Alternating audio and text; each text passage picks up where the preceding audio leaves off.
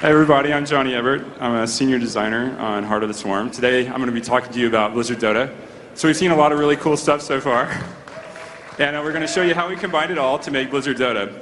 So those of you who've had a chance to play it out on the show floor may have noticed that the Blizzard Dota we're showing this year is entirely different than the Blizzard Dota we showed last year. And there's a very good reason for that. We really liked what we had last year, but we sat down and we're like, have we really questioned some of the assumptions about the genre? Because we're all huge fans of it, and we're like, well, it's perfect, let's just make it. But we're like, well, is there anything we can improve? Because that's what we're about at Blizzard.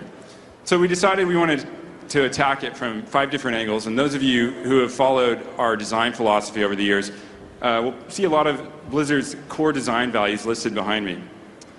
So let's start with fixing the fantasy. The fantasy is a very compelling one. I'm going to play a hero that joins this massive battle. I'm going to push the battle line forward. I'm going to see another hero. We're going to have this epic duel. It's going to be a major tipping point. It's going to be so awesome. Then you get in the game. And the fantasy, the optimal way to play is the exact opposite of the fantasy. You're supposed to hide under your tower. So you'll start attacking minions aggressively, and people will be like, no, you idiot. You run back and forth. And then when that right moment hits, you get the last hit in. And then you stay right under your tower, so you lure the people out of position, and someone can come down for the gank. It's cool, we all love playing it, but it's not very intuitive. So we thought, is there anything we could do to improve that? So we decided we wanted to attack this in a couple ways. First, we wanted to reward early aggression. And we've done that in a couple of ways. Towers are much softer targets than they are in traditional Dota games. So you can actually kill a tower fairly early and get a big bonus for your team. You'll also notice that bar right under the tower, that's the ammunition. We've given towers a limited amount of ammunition, and it slowly regenerates over time. So if you need to use your tower for some protection, and then you push the battle line away for a while, it'll regenerate. But if you do like Stitches is doing here in this video, if you lean on your tower too much, you're going to see, first the minions are doing a lot of damage to the tower, but you also see it's about to run out of ammunition, so it'll actually power down. So now Stitches is in a lot of trouble. Not only is he going to have to run off and not get killed, he's lost a tower very early in the game, and that's going to give the other team a very large advantage. The other thing we wanted to do is we wanted to make the fighting along the battle line more intuitive. So I talked earlier about last hitting. We actually played a couple of games with no last hitting at all, and something was definitely missing. So we asked ourselves, what do we like about last hitting? Well, first, it adds a lot of tension. You're having to time something. You're kind of sitting on the edge of your seat. You're kind of running in and out. There's a lot of positional gameplay. You have to kind of keep in mind where your opponent is. Those are very good things. So we're like, is there a way we could get that in a more intuitive way that makes more sense? So we came up with the idea of the health globe. So you see that flag bearer in the middle of this picture here. He has this globe over his head. If you kill him, he'll drop a globe that you can pick up that'll give you a pretty decent chunk of your health and mana back. And what we like about this is it still has that tension, it has that positional gameplay, you have to time it well, but it also makes a lot more sense because you understand why you're winning or losing. If you're getting your globes and denying the enemy, you'll have a lot more health and mana. And it'll be pretty obvious why. Whereas like if you're getting last hit and you're getting this gold bonus, it's going to be several minutes into the game, so there's less of that cause of an effect. Hello. It's my turn to speak. Okay, so one of the opportunities that we saw that we could improve Blizzard Dota was the concept of boots. So there comes a certain point in Dota-style games where heroes have to buy boots. There's not a lot of gameplay to it. If you don't have boots, you get chased down by heroes with boots. And later on, if you don't improve your boots, you get chased down by heroes with the better boots. We figured that gameplay gets kind of like some of the back and forth gameplay that you want, but we thought we could do it a little bit better. So in Blizzard Dota, we introduced the concept of mounts. So you can see here, our heroes are preparing to go into battle. After a brief 2-second channel time, they actually will mount up. As you can see, while mounted, the heroes actually move a lot faster. This gets you the gameplay of what boots get you as far as strategic value goes, because you can respond to threats, you can get to places a lot faster. But it's actually a lot easier to respond to like a lane being pushed, and it also gets you into places that the enemy would not expect. Another thing that you can also do with mounts is chase down that enemy hero that's trying to get away, and then you can perform the finishing blow. So we've talked about ways we're trying to fix the fantasy. Let's talk about another thing that's very near and dear to our hearts at Blizzard. It's making our game easy to learn and difficult to master. So we're all huge fans, and none of us wanted to change anything at first. But then we kind of asked ourselves, like, how do you play Dota? Walk me through it. And we're like, well, it's really easy. First, you go to the wiki, you pick a hero you like, and you go to the wiki page. And that hero is going to have 3 or 4 builds. And then of that, you pick the build that sounds kind of cool. It's going to have 2 or 3 item builds, so you pick your item build. And then if he's a jungler, he has 1 or 2 jungling patterns he's going to use. And so you're sitting there with your laptop next to your PC, and you're kind of reading back and forth. And we're like, really? You know, and it's really cool that we're teaching kids the value of studying hard, for a test and stuff. But it doesn't make for very compelling gameplay. So we always felt at Blizzard like the complexity and the depth needs to be on the back end. I could spend 3 minutes explaining to you how to play chess. You could spend a lifetime never mastering it. That's where the depth belongs, in the back end. So we've decided we needed to kind of attack this in a couple of ways. The first one was the stats. The stats in traditional Dota games, it's on par in complexity with something like World of Warcraft. And it works really well in a game like World of Warcraft because you have like 100 hours or way more to kind of ease into it. You can sit in Dalaran, you can sit in Stormwind, you can browse the auction house, you can try different things on, you can hit your targeting dummy, learn your rotation. Dota, not so much. You have like 30 seconds maybe to pick your item, get out to the battlefield, a lot going on. So we thought we needed to kind of reduce the stats to their essence. And what we kind of settled on were health, damage, and mastery. Mastery is a very simple stat. It just lowers the cooldown on your abilities, gives you some extra mana. And we got rid of what we call hidden stats, or stats that make you do math. Armor, kind of cool, but it's really just a hidden form of health that's making you do math in your head. Attack speed, very similar, very hidden form of damage. I do 70 damage, he does 50 damage, I'm going to kill him. Oh wait, his attack speed is 3 times faster than me. I forgot to carry the 1, I lose. Not so cool. So we decided to also do another overhaul on a major system, which is items. And as Johnny was talking about earlier, I mean, this system works really well for the kind of game that Dota style is trying to make. But after a while, it's gotten a little bit complicated because now you have to have tabs to sort of navigate through, like the type of item that you want to find. And then you have to memorize that, like, if I have this axe and I have this sword and I spend some money, I get this really cool axe sword, but it's something that you're going to have to learn over time. So for Blizzard Dota, we decided to explore a simpler direction. So what we did for Blizzard Dota is that we actually simplified the number of items so that they can all be displayed on a single page. And then, as you can see in the screenshot, we actually list out what all the items do, so it's very easy to find what you want.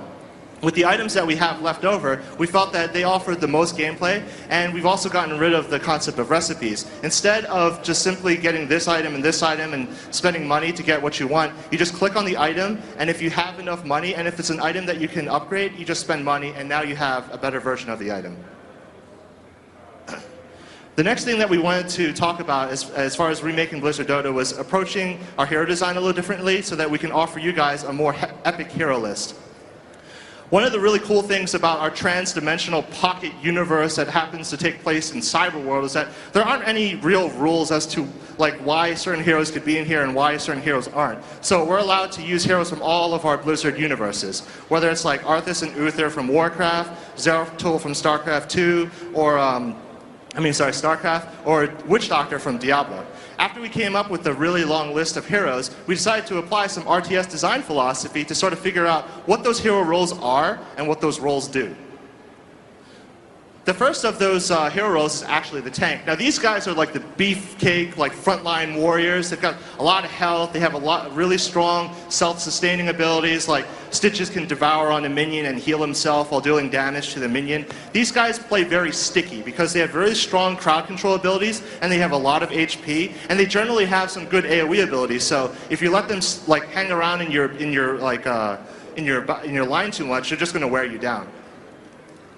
The second class is actually the DPS class. Now these guys are designed for assassination and for ganking. They have the highest burst damage out of all the heroes in the entire game, and they also have really strong positioning skills, so they can really put the hurt on the enemy if they get into the right spot at the right time. However, they are very, very squishy, meaning that if they get focused down, they just drop like flies. So they really rely on the tank to sort of provide that frontline defense so that they can really put the hurt on. The third type of class is actually support. As the name implies, these guys offer a lot of support for all of the heroes on the battlefield. They dispense out invaluable buffs and healing that really help a team maintain its tempo. One of the really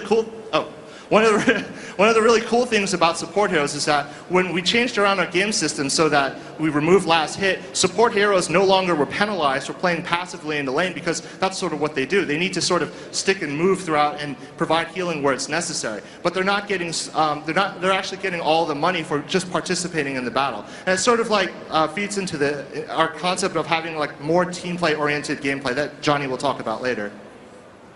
The final hero class that we felt that we needed for Blizzard Dota kind of like just made sense when we were designing it, and that's the concept of a siege hero. So at the end of the day, like Dota is a game about destroying the enemy base. Why not have a hero that's just completely dedicated to destroying the enemy base? A lot of these siege heroes, actually all the siege heroes, have abilities that outrange towers, and if left unchecked, a single siege hero can push a lane from the beginning all the way to the end. So it really puts the pressure on the enemy to respond quickly or they're going to lose. We really feel like this is a fun, like sort of heroic opportunity for people that want to play that way.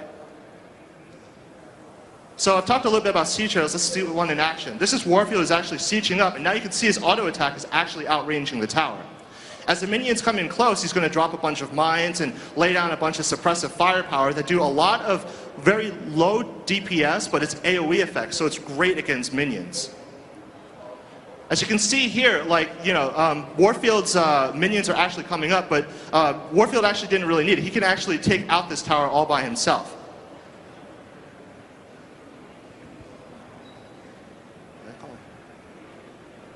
If there were DPS meters in Blizzard Dota, these guys would be topping the charts all the time. The final thing, like I'm sure many of you who are familiar with Blizzard design philosophy, is that we decided to design our heroes with like core game mechanics that we didn't want to duplicate from one hero to another. All the heroes are going to have signature abilities that will make them stand out from the rest, and we really want to put a lot of tender love and care into each and every one of our heroes. So another thing we wanted to do is we wanted to create a more exciting metagame, and the cue we took from that was StarCraft 2.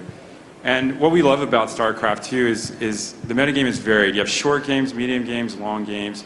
You have games where you die to dirty tricks. I mean, we've all been 7-pooled by an intrepid Zergling player, and first time it happens, we're angry. We're like, this is not the game Dustin Browder designed. You should be ashamed of yourself, sir. But then you're like, well, maybe I should try it. And then you try it to somebody, like, haha, this is kind of cool, you know? So it adds depth, you know, the timing pushes like a Void Wraith Rush. Really cool. We wanted to try to add that to Blizzard Dota. We want games that end very quickly at the 10-minute mark or at the 20-minute mark, 30-minute mark, multiple ways to win. Now, one way we're trying to do this is we're trying to introduce the concept of territory control.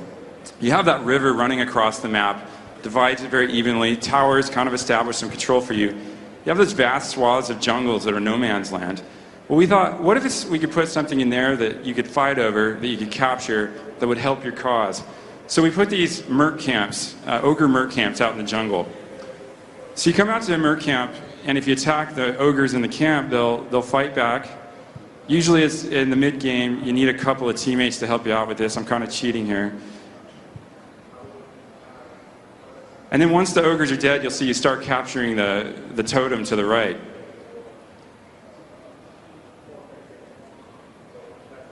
And then once the totem's captured, you see the ogres are very impressed with your fighting prowess. They're going to join your cause.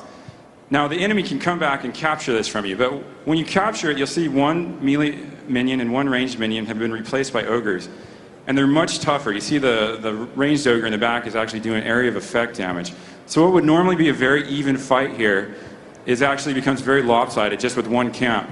So if you capture a couple of these camps and the enemy doesn't respond, the game's going to start to end very quickly. Towers are going to get knocked down, lanes are going to get swept, you're going to have to respond, and it's going to spark a lot of really cool group fights. So another one of the things that we wanted to make a more exciting moment in our game was the concept of the big ass-kicking boss that at a certain point in the game, a bunch of high-level heroes go out and attack, and when you kill the enemy, like, you get some kind of buff, and you get some kind of item, and it sort of gets the gameplay that you want, but it's a lot of like power without gameplay. So we decided to do something a little bit more interesting for our game. Here you can see is our Stone Zealot, which I believe that our artists actually want to change into some like mechanical cyber ninja, but that's totally up to them. I mean, I kind of like the Stone Zealot. So you can see here it actually takes our 3 high-level heroes quite a long time to destroy this Stone Zealot, and it's still a lot of commitment in that they have to stay out of the lanes. However, the difference is though that when you actually kill it, he thinks that you're awesome. And then he restores all of his health and he actually walks down the lane to go and fight for you.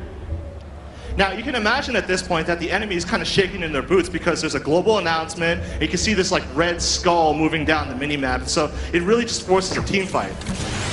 And then this guy, like, he kicks a lot of ass. I mean, like, you fought him earlier, so you kind of see what he does. Like, he actually outranges, like, minions and stuff. And by himself, he actually outranges towers. If the enemy team does not respond in time, you know, they're going to be pushed all the way back to their tower. We think that this is a more exciting gameplay than just getting a buff. Final thing we're trying to do is we're trying to spice up the metagame by offering multiple maps.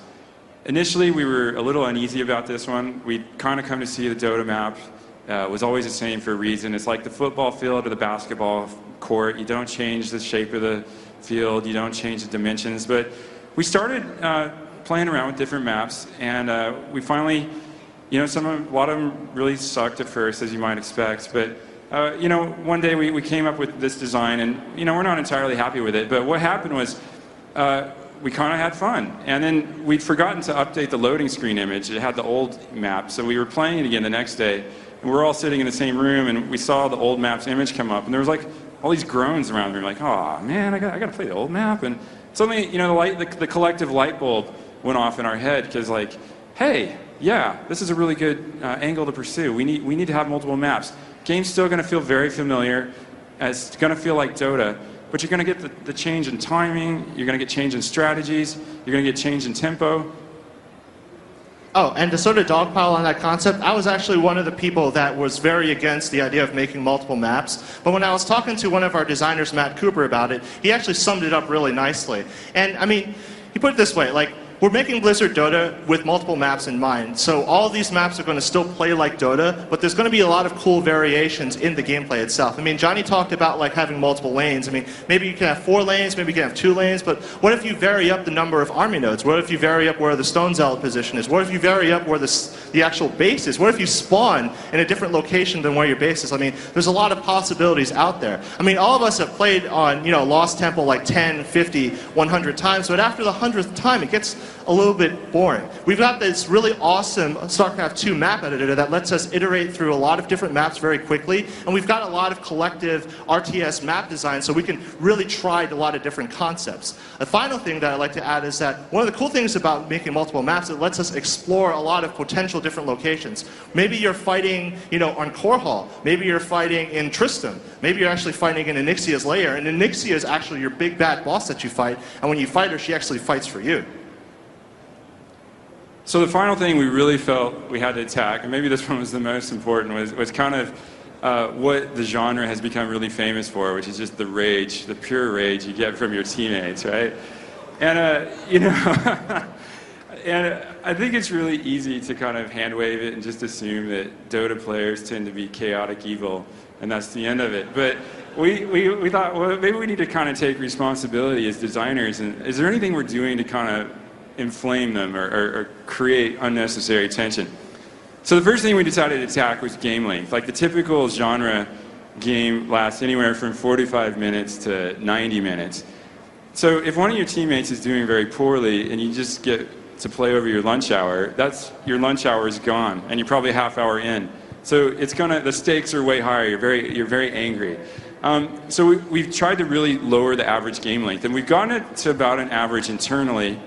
We have no idea what's going to happen when you guys get a hold of it, but internally we've gotten our average game length to about 20 minutes, and it feels really good.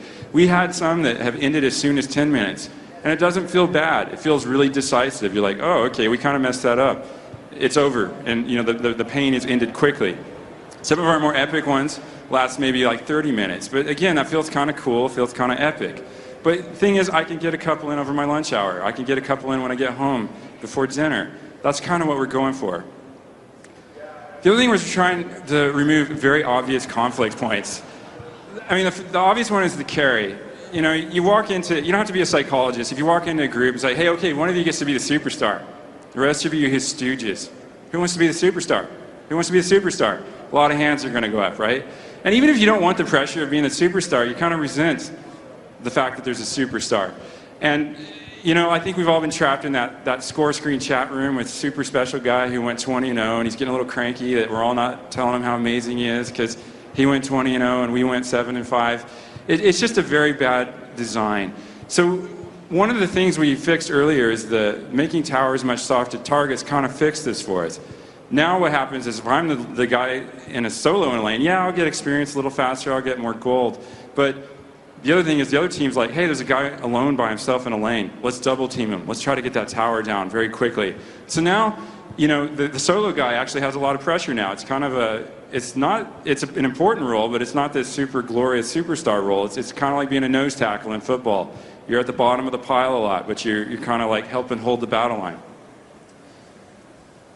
The other thing we're trying to do is get rid of the concept of kills, deaths, and assists. It's just a horrible, horrible way to score this game.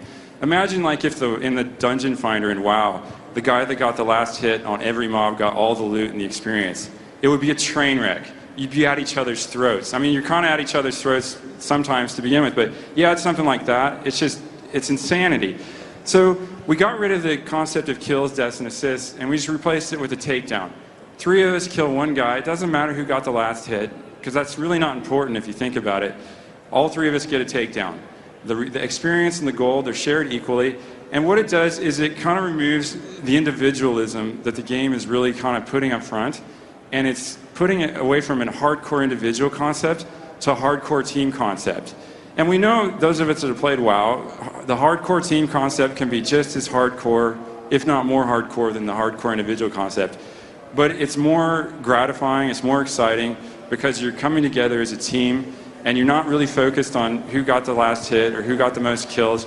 You're focused on getting that enemy core down. And the final thing we really love about this is it allows us to reward unselfish play. So this is Uther. Now when we first designed Uther, Uther couldn't kill you if you tried to help him kill you. That's how little damage he does. But what is awesome about Uther is he can really tip a team fight. He can really keep people alive. And when we first designed him, there were people in the room like, no one's going to play that. No, this game's about killing people. If I can't kill people, no, stupid. And we're like, well, let's try it. No, stupid. And, but once we kind of started adding these more team-oriented dynamics, like Rich mentioned earlier, we got rid of last hitting, we got rid of last hitting on heroes. He became one of the most popular heroes because, wow, he's like a franchise player. If you don't have an Uther or a Thrall on your team, man, you got to work way harder to stay alive in a group fight. If you get focus fired, oh man, it's ugly.